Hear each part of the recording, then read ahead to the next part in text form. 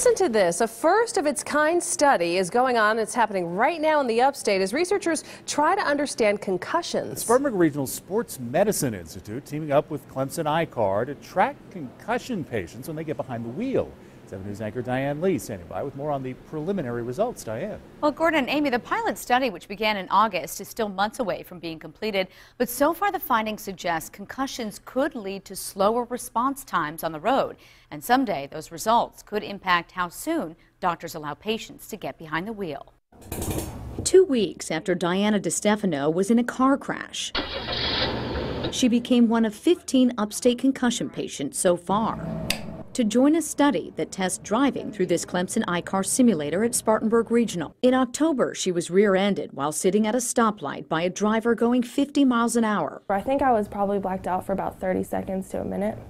And then I opened my eyes, I saw the airbag, and I was like, I have to get out. DeStefano says she had no symptoms at first, but in the days following, she became foggy-brained. Even 14 days later, this simulator, which tests peripheral vision and tracks eye, hand, and feet movements, found DeStefano's response time was clearly slowed. Hey, how are you? How's your break been? Dr. John Lucas is the driving force behind the study. I think one untapped part of concussion research is getting back behind the wheel after a concussion.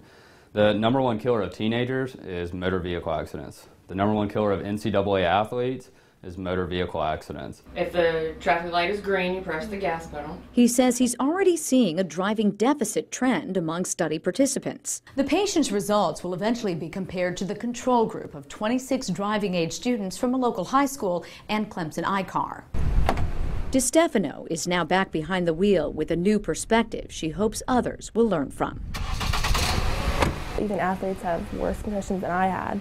And so I think it's good to have this kind of study because then they'd realize maybe I really do need to take a little bit of a break here.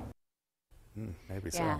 Gordon, that study's going to be wrapping up probably in the springtime. And I should say, even in national news, you got just this week Dallas Cowboy player David Irving saying that he had a recent concussion, and the day after he got on the road, got into an accident, and said he didn't even realize what was happening. It's interesting. This young woman you spoke to, this is obviously a couple of weeks after her concussion that it's still having an impact. Was she aware that she was having impacts in other parts of her life, or was this a surprise to her? She said she recognized that there was some slow response, but she actually wasn't even fully aware. When I asked her exactly when she had the simulation, this is months after, she couldn't even remember exactly when it was. So she really acknowledged that she was much more fuzzy-brained than she ever realized. Did she drive to the study?